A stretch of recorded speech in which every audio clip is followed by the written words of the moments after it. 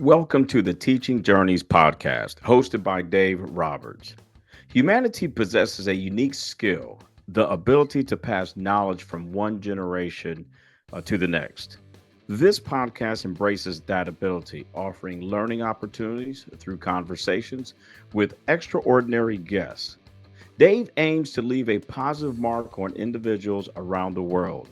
So before you dive into today's episode, please share this podcast with your network, including friends, family, and colleagues. And please consider leaving a rating or review. Your support makes all the difference.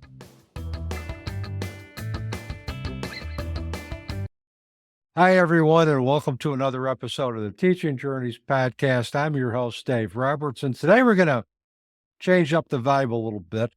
I have one of my former students who is in the top 1% of all the best students I've ever had at Utica University, and she paid me to say that too, by the way. That's right. Kali Regan. Kali, I I love you. That's why I give you a hard time. But it's just so good to have you here today. I know you're going to take pride in introducing our next guest. And, he's a great guy. We had a great pre-chat. But I'm going to turn that over to you so you can introduce our guest, tell the audience how you met, and go from there. And let's do it. Yeah, thank you so much, Dave. I'm so honored to be here and happy to have our special guest with us, Dr. Bob Choat, here with us today. Dr. Bob and I actually met over a year ago. We were on a podcast mini-series together. So I knew that he would be perfect for this after our work together over the past year, that he would be the perfect one to get his insight on some different topics that he focuses on and how it relates to grief and bereavement. Dr. Choat, he is the host of the School of Transformation podcast. He is the author of Mind Your Own Fitness and the forthcoming book, Develop the Champion Within, and co-author of Unleashing Firepower, Masters of Business Excellence. He is also the founder of Mind Hack Academy and Integrated Mind Institute. His articles on peak performance have been published in various publications, both print and online. He is known as the transformational grandmaster.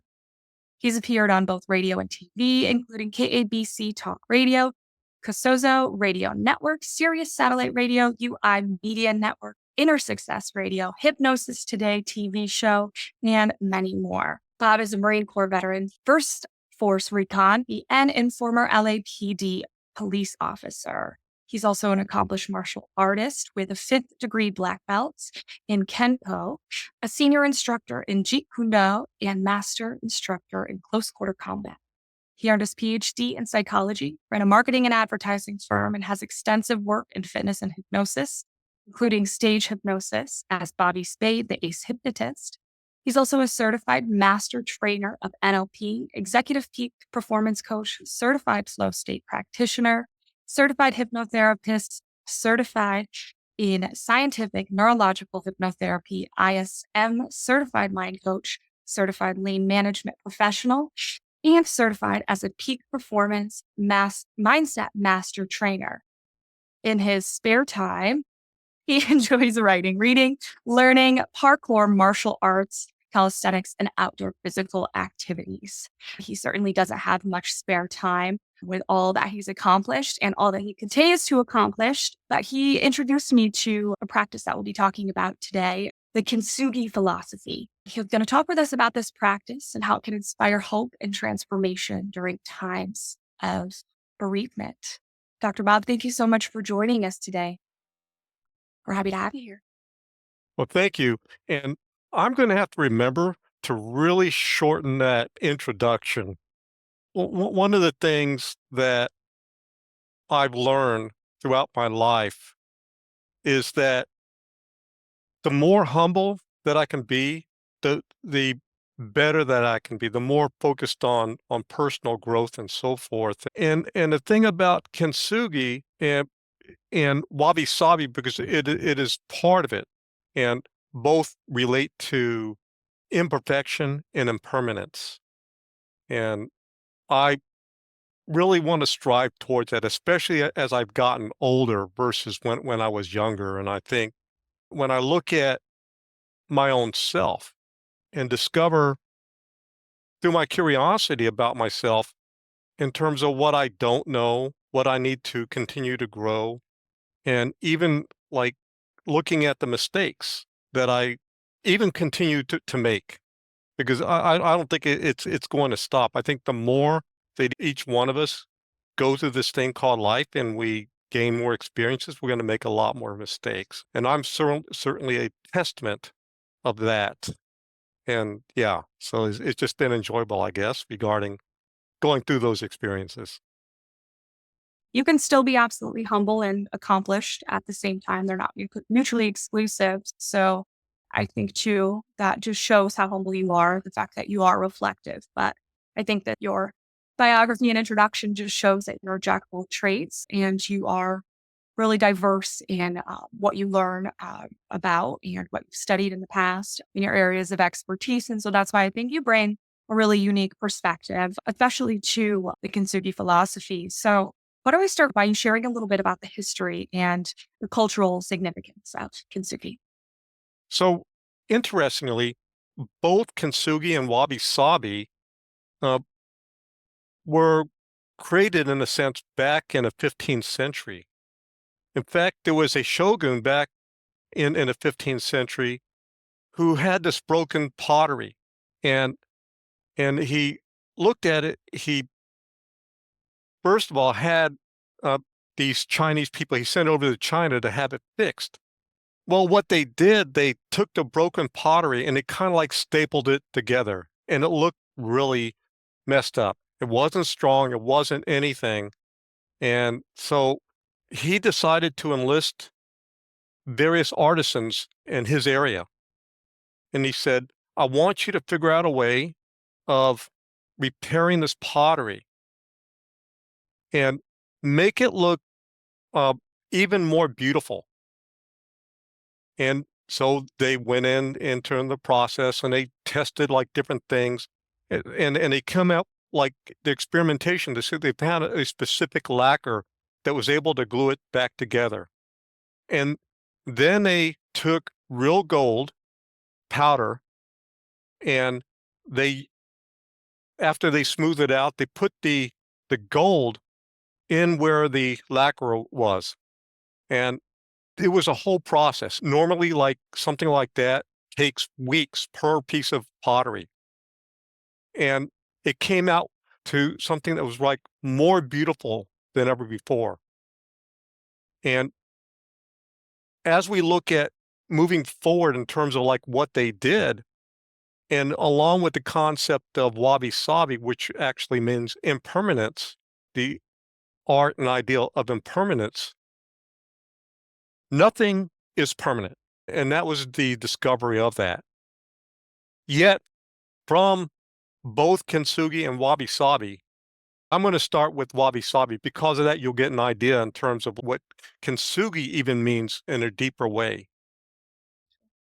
So, in Wabi Sabi, was looking at things, whether in nature or in your homes, that things start withering away. You look at a wall, and a wall starts withering away after a period of time. It doesn't stay perfect no matter what you do. You may put up patchwork to try to fix up something, but still, it's not perfect. In a Western way, we strive for perfection. I think that's kind of stifled us here in the West. In Wabi Sabi, it's about really understanding nature. In Kintsugi, it's about understanding nature's way. I even was reading this one book, which is interesting because both relate to change. This book is called When the Professor Met the Minister. Uh, and it talked about change as well in terms of the spiritual journey and everything. Interestingly, in this book on Wabi Sabi, it also talked about the observation of nature, the spiritual values and everything, and how no matter how much we try to control nature, we can't really control it. We can only understand it. And it talks about all things are impermanent. In nature, all things are impermanent. And that's the beauty. That's the beauty of Kintsugi, and how the bowl is. And when you put it together, so you have a broken piece of pottery, when you put it back together, no pottery is exactly the same. Everyone is different. They can all start off looking exactly the same, but if you had all these same bowls, but you break them, they're going to be broken differently. And that, to me, is something that I'm able to have learned from, including the amount of times that I physically broke myself. And I'm sure that you, Kaylee, you understand that. You've been through your trials and your challenges and so forth, and the physical aspects. I'll get into the mental, emotional aspects a little bit later, but if we were to look at things and look around us and we look at people, like me and Dave, we're on the older and we don't look the same as we did decades ago, but that's okay. Mm. In Japan, they look at elderly people, they embrace it and look at the lines and the wrinkles and everything as more beautiful than when they were younger. Yeah, I think those wrinkles also hold a lot of the challenges that we've had, a lot of the mistakes that we've made, and just a lot of the growth that we've had. And I think we can embrace aging as opposed and reject the ageism that is such a part of Western societies. I did have one question to ask to dovetail off of what Kaylee asked and what you talked about, Bob. Actually, an observation and a question. First observation is that when you break something and then put it back together, it becomes more beautiful, but in a very different way, especially after tragedy, whether it's physical trauma or emotional trauma. The foundation of who we are is different. I mean, the broken places that we've experienced, and I guess I'm paraphrasing Ernest Hemingway with this, become stronger, but in a different way. It represents the changes in the perspective that we have to embrace if we're going to go through trauma and we're going to transcend trauma. The second question, can Kintsugi and Wabi Sabi, can it teach us, if we're open to it, the blessings and gifts of impermanence? Sure. Yeah. I I remember many decades ago when I first started learning how to do welding. And a good weld, if you weld something, two pieces of steel, and you weld it, and a weld is strong, the weld itself can become stronger than a steel itself. It's the same thing in both Wabi Sabi and Kintsugi. As we have faced challenges and even traumatic events in our life, with the proper understanding of what one has gone through, understanding that traumatic event or that challenge or anything like that, once we understand that, we can actually grow from it. And I think the issue with a lot of people is that, number one, they uh, don't try to really understand who they are, because the foundation is that part, being aware. Because if you don't start from there, the self-awareness part, you cannot have growth, because you need to have some focus point in terms of that foundation. And the same thing uh, in Kintsugi. When I understand, when I'm putting together a bowl or a pot or any other kind of pottery, the foundation is looking at all the pieces of this bowl that I'm putting back together. There's something in there that this bowl knows that it's a bowl. Its goal is to hold stuff within its bowl. Yes, it's broken, but it has that foundational part. All I have to do is understand that, and then putting it back together, each piece, making it stronger, making it more beautiful as a bowl.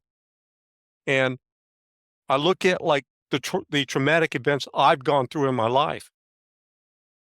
And once I understand my foundation, who I am, then anything else that has happened to me, I can actually utilize that as growth, make it more golden on each broken piece. I think about Viktor Frankl in A Man's Search for Meaning and what he went through, being in all those years and losing his family, even losing his original writing in a concentration camp that a guard actually took away. But he remembered it, and he became stronger afterwards, even creating his logotherapy from that. Mhm. And that was he understood his foundation, and he just built it up and made it even more powerful. Because had he not gone through that, we would not even have a Viktor Frankl to even talk about and logotherapy that's been used. And I think each one of us, when we go through something, once we understand it, we can utilize that. And so the Mhm. imperfection to me is perfection. And that's what the Kintsugi means to me. But we have to go back to understanding it. I can't just take a bowl and put it back together as a bowl if I didn't even understand that it was a bowl in the first place. It makes sense. And also, thanks for the shout out on the book too. I appreciate that. You're very welcome. Yeah, an excellent book and a lot of teaching moments within a book. And I think a lot of it relates to the principles of Kintsugi and Wabi Sabi as well. So, Bob, when you mentioned kind of just ensuring that you're seeing that process of Kintsugi as the whole, I think back to, I mean, when the bowl is a bowl of how we look at the bowl, not necessarily what purpose it serves, but how we see it. And I think that there's maybe a misconception too that that bowl was perfect to begin with. So when we're fast forward to the end of the process, when we're putting it back together, we're trying to maybe put it back together to be something that similar to what it was before. So I think that just as important as that rebuilding step is, it is important too to realize at the beginning that maybe the bowl Mhm. necessarily wasn't perfect to begin with, right? And we Sure, kind of give both sense of hope that there's something that perfection is something that is achievable because it did exist. But if we never sure. give forward to its existence as being perfect to begin with, then I think that allows us to accept more how we can rebuild and maybe a little bit less angst during that rebuild process because you're creating something new, not replicating something old.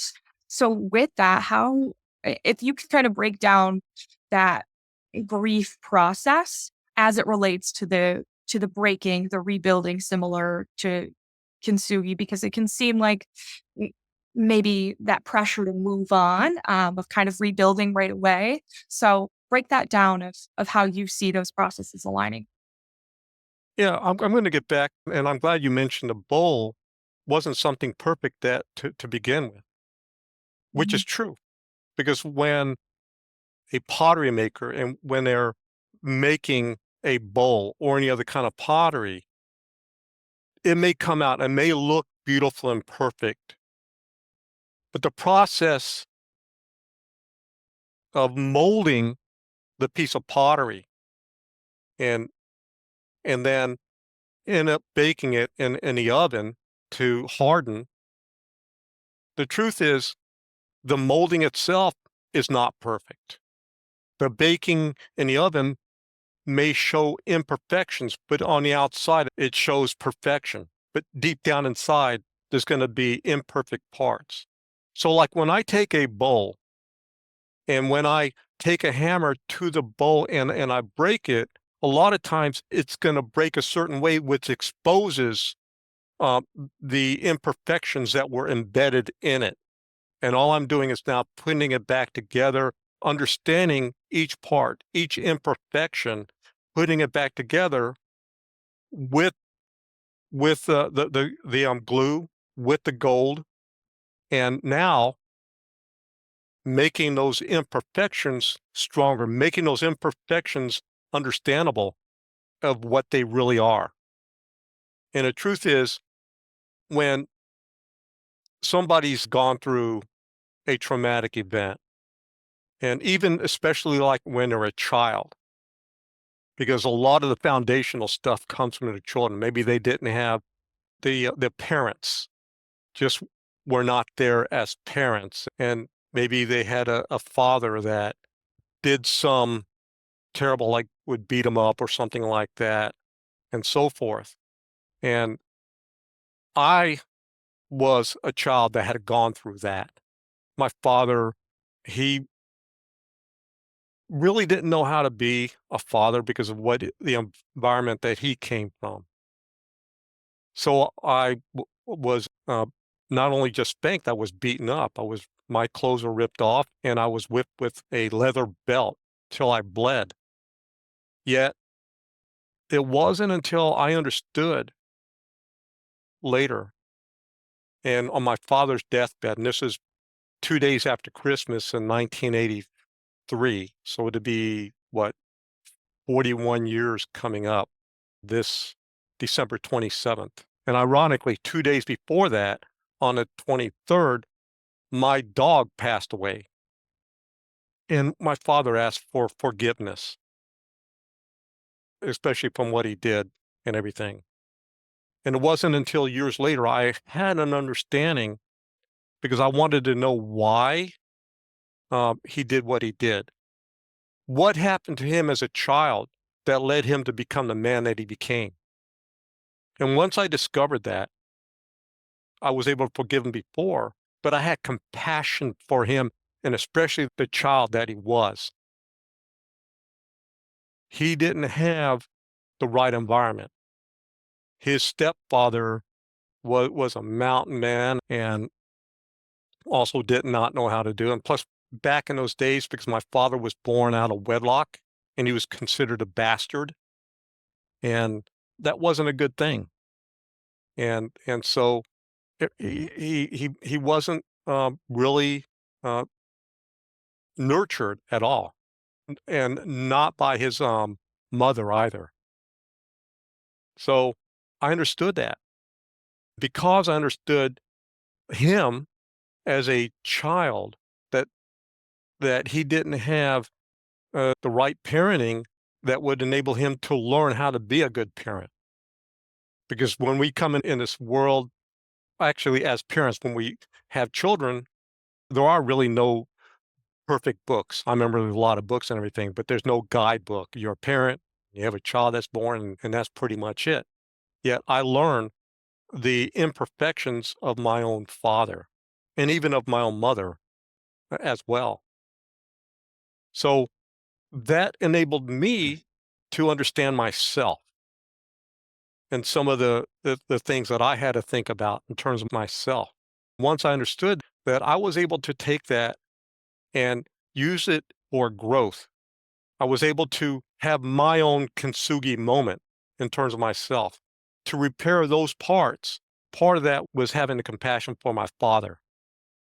And then once I had that, I had compassion for myself as well from all the mistakes I've made in my life, because I think that's important. If you don't embrace that in your own self and have that compassion for yourself, have that love for yourself, you can't have anybody else.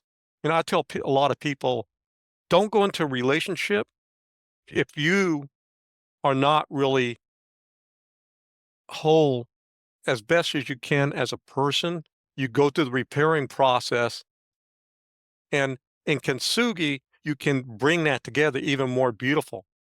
And now when you find somebody else, you're going to recognize their person as Kintsugi, that they had gone through that and dealt with their own imperfections and were able to repair to become something more powerful. And now when you get into a relationship, you're both this beautiful pieces coming together and just feeling amazing about it.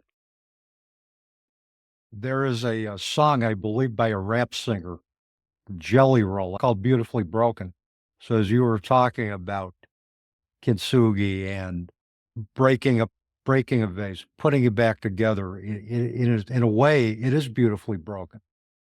And it's beautifully broken because it's the product of the growth that we need to do or are doing as a result of the trauma that we've undergone. So that just happened to come to me. The other thing that I heard is that a lot of times, if we understand the history of our parents, we understand that intergenerational history that gets carried down and I believe gets inextricably woven into our DNA, we can understand at least the context of the decisions that our parents made. And I know I went through a similar process with my own father. I had to understand that his history did not allow him to thrive in a traditional marriage. I didn't understand that until I was 60 years old.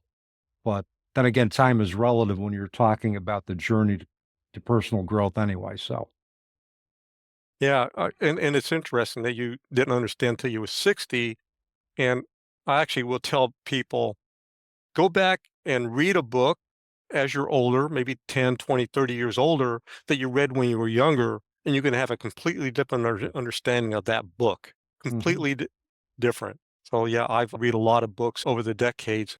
Am I different? Do I have a whole different understanding? Yes, and I think a lot of people don't realize that with our parents, when they gave birth to us, that they were, like, really young.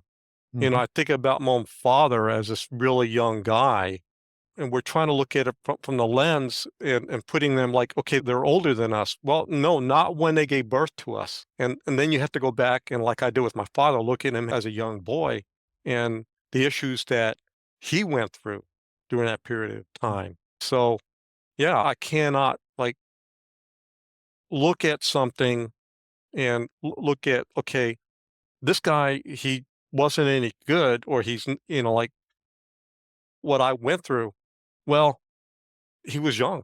Mhm. What did you do when you were young? I made a lot of stupid mistakes when I was younger. Me too. Yeah. And so I've changed through the years. I'm not the same as I was, not even remotely the same. I've grown. I, as long as I understood that I had those issues Mhm. and dealt with them, understood who I am, that I was able to grow from those things and find where I fit in this place called life. So, yeah, I've just been enjoying it. I think even more so now than when I was younger. I feel that at 69 years old, I feel like I'm feeling better physically. I'm feeling better mentally than I ever did at 35 because I understand more than I did when I was 35 years old.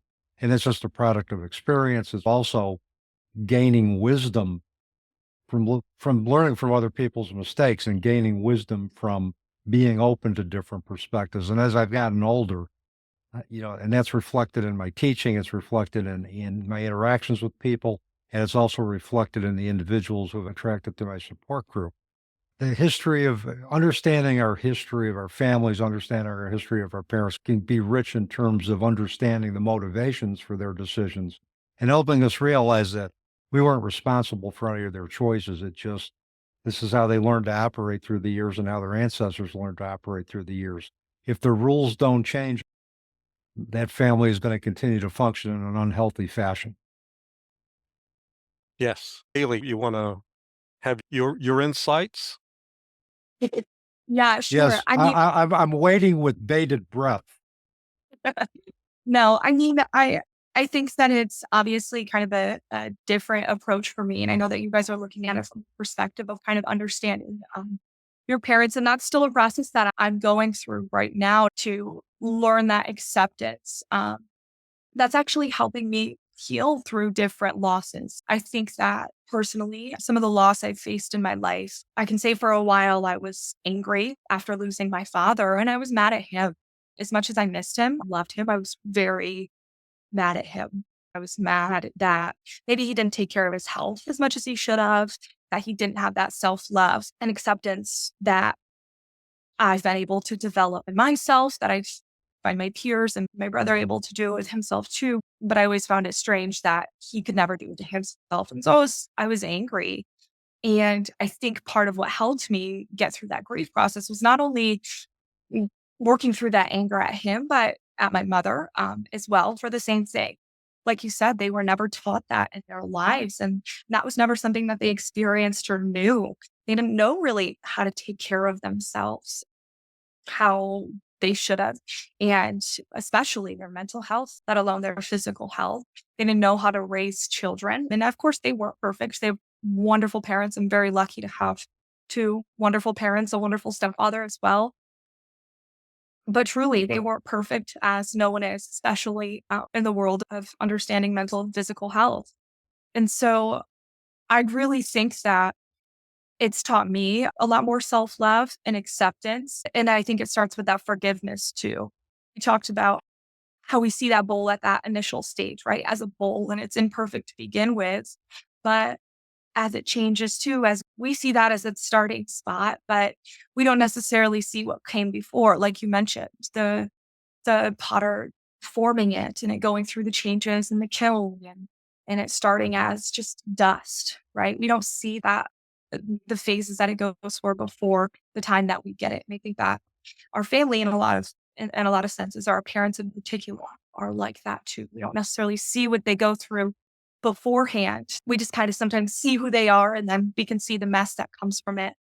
Like you said, looking introspectively and really working through that, I think allows you to then rebuild and heal. And and I think that healing is obviously something that, of course, we all say that it's not linear, but I think it's ongoing as well. I think that that's something that that rebuilding process may really never end. Yes, correct. One of the things, Kaylee, that I'm jealous of is you're learning these lessons at your age that I didn't have back then. I didn't have that same insights and everything. So you have that advantage. And I know, like me and Dave, we're at our age and, we're baby boomers and such.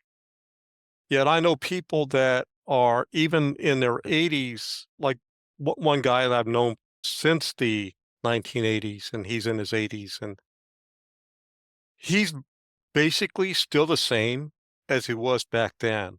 And I talked to people that knew him when he was in his 20s, and he's still the same as when he was in his 20s. The guy has not grown. He still has an adolescent mindset. Even when I talk to him, all he talks about is his Ferrari and all these kind of things. His physical health is shot. And he's spent, he inherited, I think, twice. I think one time it was like close to $1 million, and the other time was a little bit less. And he spent them all on buying exotic cars and still acting like that, trying to be the teenager driving that. Wisdom come with age, it can, but it doesn't always happen. And it starts with what we talked about earlier. He doesn't know who he is. He didn't have that foundation of that discovery and and so forth. He got into a blame game of blaming others for his issues and everything. And so he wasn't able to address that, to find understanding, like the bowl. Like, this bowl knows it's a bowl, even if it's been broken and put back together and more beautiful. It's still something, a vessel that can hold like various things. And until we come to that understanding of self-awareness and understanding, we're never going to be able to have that personal growth that I think a lot of people are looking for. And Dave, you mentioned about the DNA part and the generational stuff. And when I did my dissertation years ago, I did it on epigenetics. And yes, it could be passed down. The intergenerational, even like traumatic events, trauma, and so forth, can be passed down epigenetically and so forth. Until we understand that, we learn that, we can actually make changes, just like with our emotional selves and so forth. Yeah, so I'm glad that you mentioned that.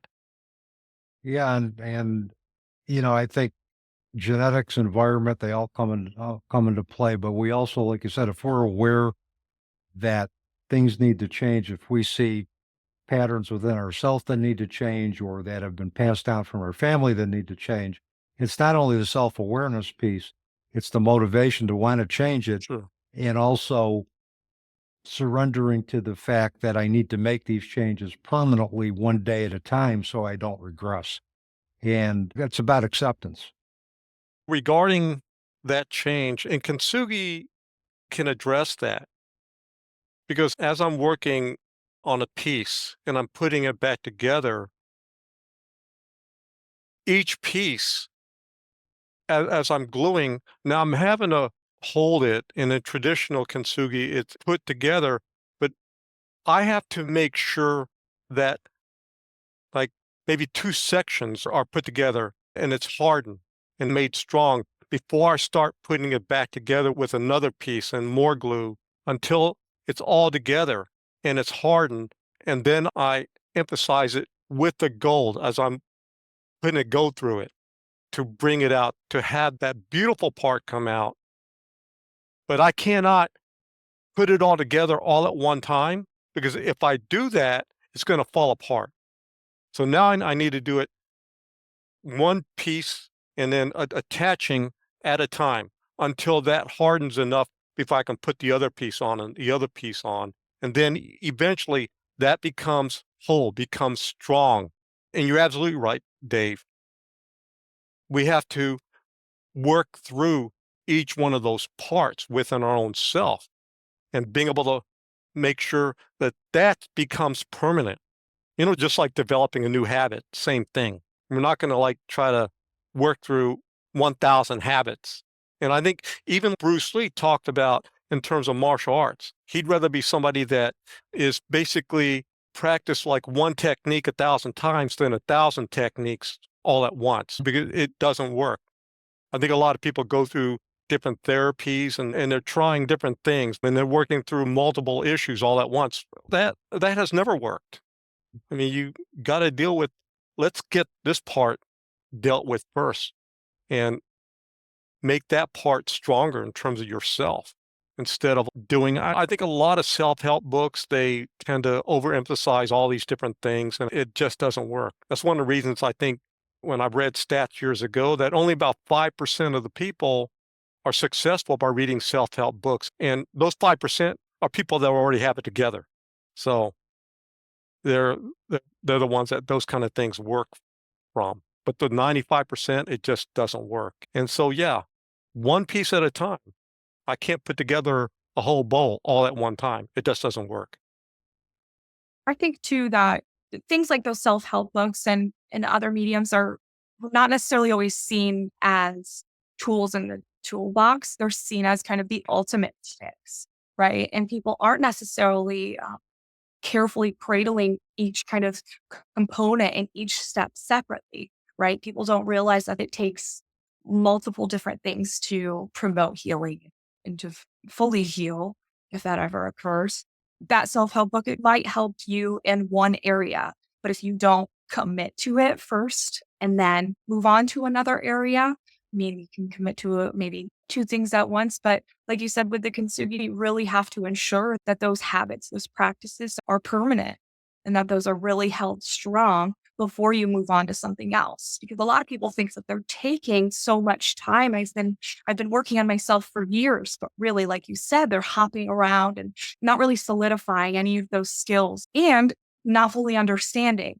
So they're not taking those steps too. Before you rebuild and work on those skills, like we said before, you really have to have that full understanding of everything prior.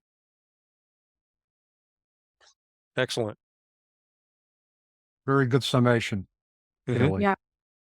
I think when it can be hard to have that self-love and acceptance during those times, especially when you think that you're trying to replicate something that already was perfect. So how are you able to, what do you think about highlighting those flaws with the gold and how that kind of correlates with accepting yourself and promoting that self-love? Yeah, I think just starting to look at each broken piece, first of all, and going deep dive into each broken piece of yourself. Just like when I look at a broken bowl and I look at each piece and understanding that piece alone and focusing on that piece alone. And I think when we can do that, then we can start to bring it back together. We can glue those pieces together by understanding each individual piece and then glue them together and then bring the next one in and then work on that part.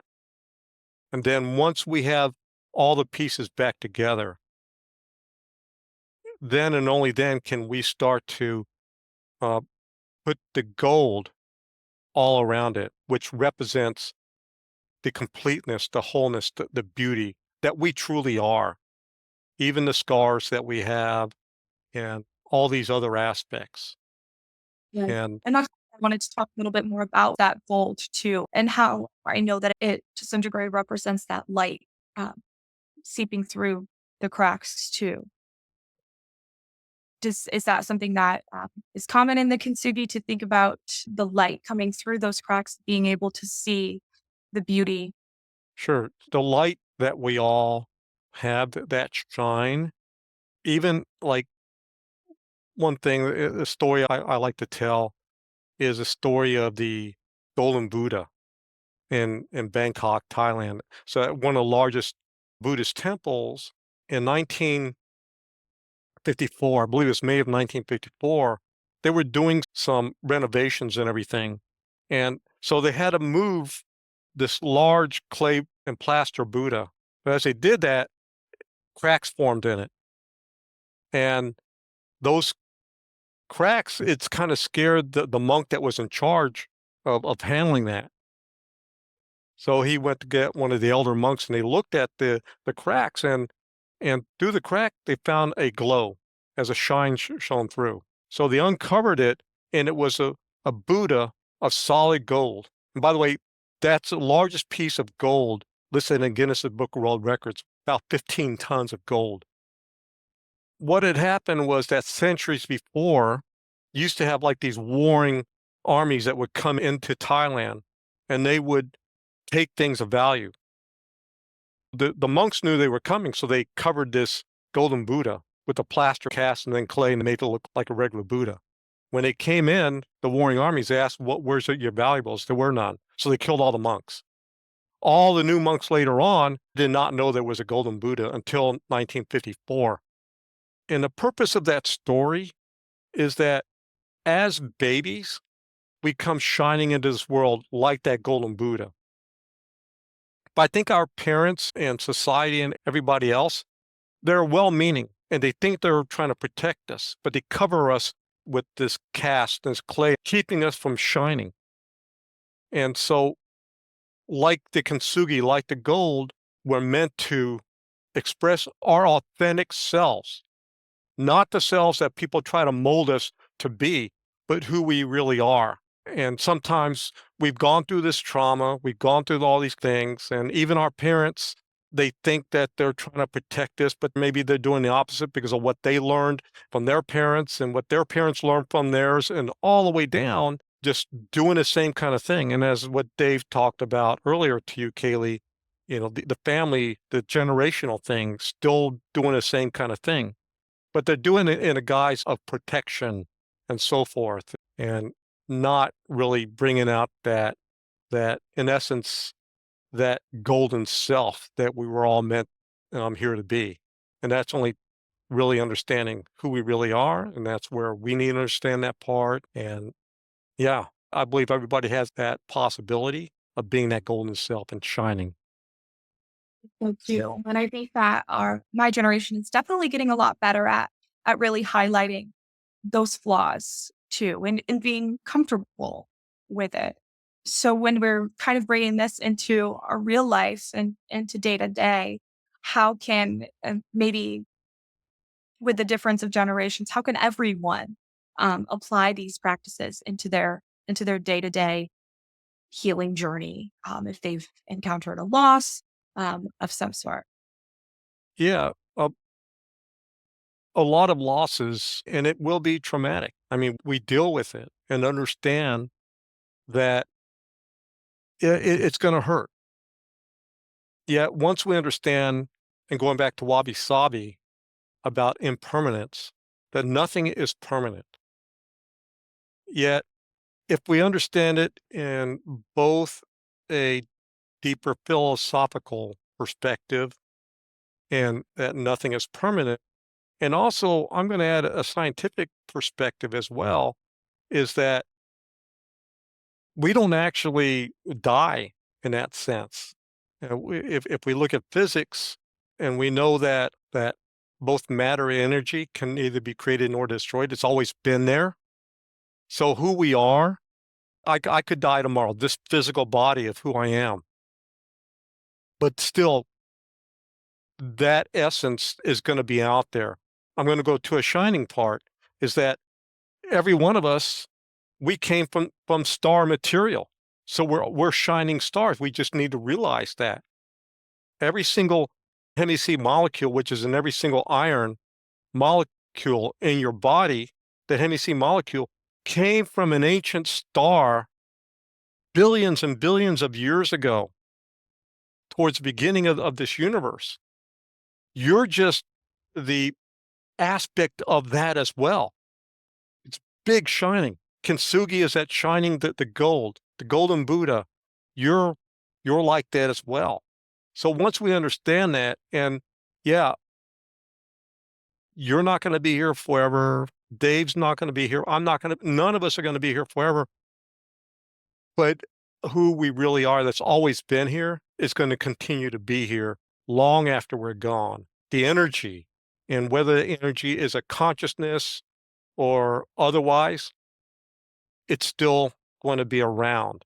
And so I think people that are dealing with loss, understanding that when you lose somebody or you lose a part of you or so forth, it doesn't disappear. It may have, maybe part of your body goes missing, but still that is going to be there and it's going to be remembered and so forth.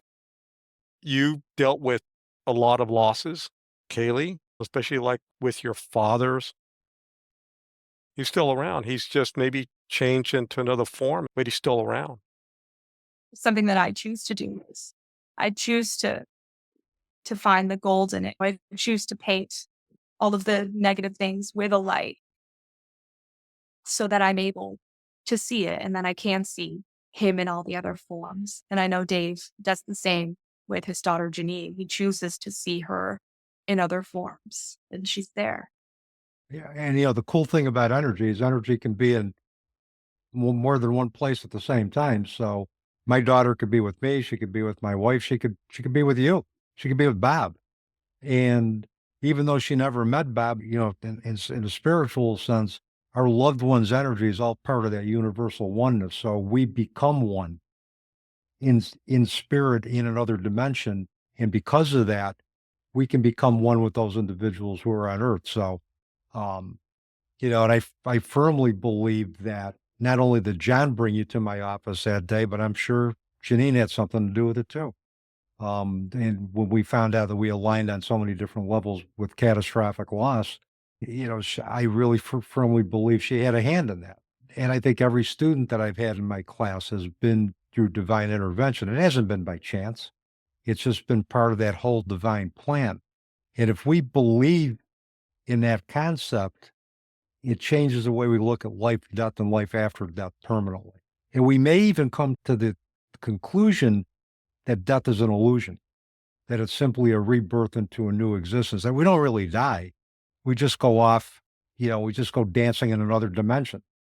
And we're still around. And we will, if our loved ones are open to that, communicate our presence.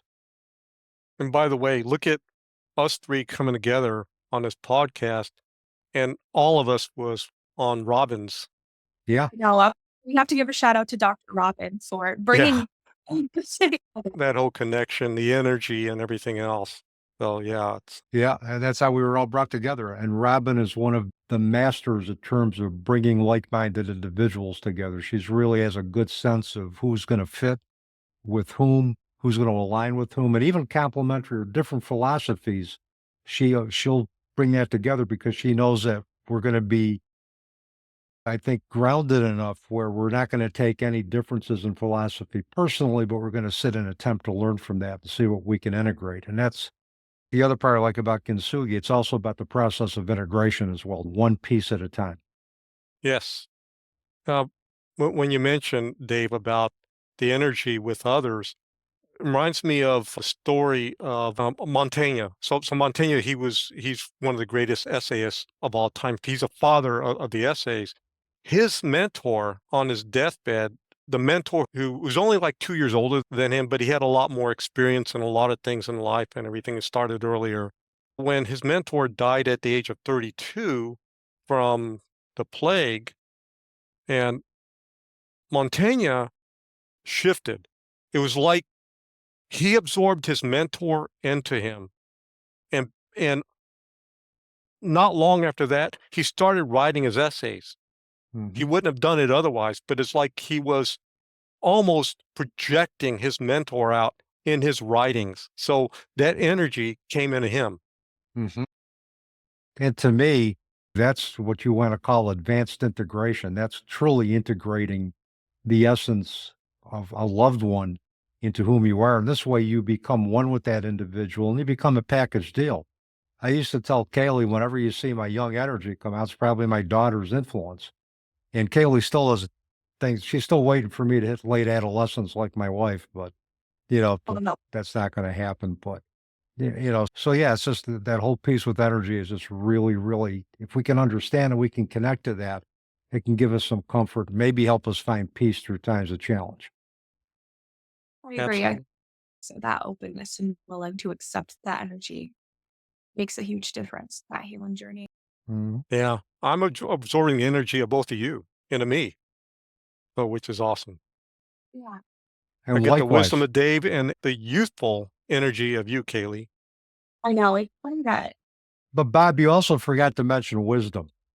Wisdom, yes. Her youthful wisdom, There you and go. Dave, your wisdom on everything you've done, your experiences and so forth. Yeah. So I get to have this coming into me, which is Yeah. awesome. Just remember, you have to suck up to the co-host. Oh, yep. You guys are the young ones at heart. I know that for sure. I am absorbing all of your grandfather energy. Dave's actually a grandfather. So, but since you're older than Dave, Bob, I guess you can fall into that category too. But I absorb it all. I love it. It makes me feel really happy to be spending time with you guys and being able to learn from you. And I think too, though the grandfather was a poke fun, I think that I really do appreciate your wisdom and everything you've taught me and teaching these listeners too. It's an honor to learn from you. And even though I was co-hosting with you, Dave, I still think that as this podcast goes, it's the teaching journeys, even though we talked Kintsugi before, we're learning something new through all of our conversations. So thank you so much, Bob, for joining us today. Thank you. The mantra of this podcast is we're all students and teachers, so let's learn from each other. And Kaylee, don't think for a minute that I'll ever stop learning from you. Every conversation we have is a learning experience for me. The day that I choose to stop learning from anybody young or old is the day somebody's going to have to check me for a pulse. So you teach me as much or perhaps even more than you think that I teach you. Yeah, I actually have to agree with that because I don't have the experiences of Kaylee. I didn't grow up in a time that she grew up, so she has a lot of insights and everything. And plus, I'm a guy. I mean, she's a gal, so she can give me even more insights in terms of there and the traumatic things that you've gone through, Kaylee. I've learned as we talked and so forth, and every conversation that we have, I take it with me. I embed it into my being. And same thing with you, Dave. I'm embedded a lot of this kind of stuff on the times that we've talked, and I want to have even more conversations and continue to grow. Yeah. I don't know everything. I want to learn like a lot more. Me too. Yeah. Well, thanks, cute little love fest for having me here. Well, I think the people who's listening, they can, I think, learn a lot from the conversation that we're having in terms of their own personal growth and just continue to learn. Don't think that you know it all, 'cause nobody knows it all. That's how I learned so much from the two of you. We talk about things and Oh, yeah. talk with different people. We're not the same. I'm not the same as the two of you. We're drastically different in many ways. And so that's the more different that I am from someone, the more I feel that I'm drawn to them to want to learn from their different experiences. Once we can respect differences, we begin to see the similarities. And I think as the three of us, there's a lot of similarity in values, even though we've had different experiences. And I think that's why, we've aligned so nicely. That why, when you introduced me to Bob, we hit it off like immediately because we shared the same values, the same thirst for learning, the same thirst for knowledge, the same thirst of learning from each other. So And that's what makes the world go round. So, Haley, you were an awesome co-host. You. Thank you. You probably after the listeners see this on YouTube and listen to audio, they're going to want you permanently and fire me. That. Hey, Bob, thank you so much for sharing space with me and Kaylee tonight. It's just awesome having this conversation with you. And I hope we can do this again soon. Absolutely. And I am completely honored for you to have me on this wonderful show and have two awesome hosts. And I'm glad you brought Kaylee in because that created, I think, a sense of balance as well, from like a male female, but also different age balances and everything, which just makes it more powerful, the intergenerational aspect as well. So really awesome. Yeah. Thank you. Well, thank you, Bob. And with that, that is a wrap on another episode of the Teaching Journeys podcast. I'm your host, Dave Roberts, and my co-host, Kali Regan. We wish you peace.